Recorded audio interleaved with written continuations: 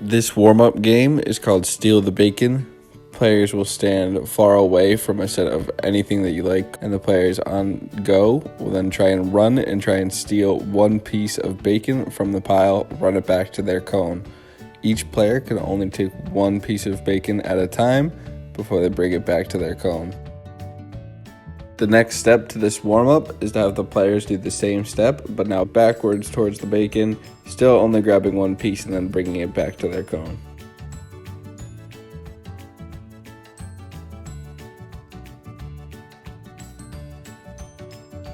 Next, the players will hop on one foot. They can use either foot and hop towards the bacon. Again, still grabbing one piece, bringing it back. The best part about this warm-up is that you really can get creative with how you have to get to the bacon. You can make the players roll, you can crawl, you can go backwards, you can hop. Any way to get your athlete up and moving and getting those pieces of bacon back to their cone.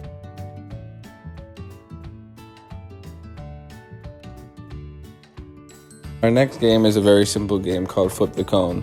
You'll set a bunch of cones, half of them upside down and half of them right side up. One athlete or player will try and then run around and flip all the cones back to the right side, and the other player will try and flip them back upside down. You'll run for about 30 seconds trying to flip as many cones to your side. Next, to add a soccer ball, you'll do the exact same game while dribbling a soccer ball at your feet. Try to encourage your athletes to bring the soccer ball as close to the cone and stop it before they flip the cone. That way that they're working on their close dribbling skills and keeping the ball under control while still flipping the cones.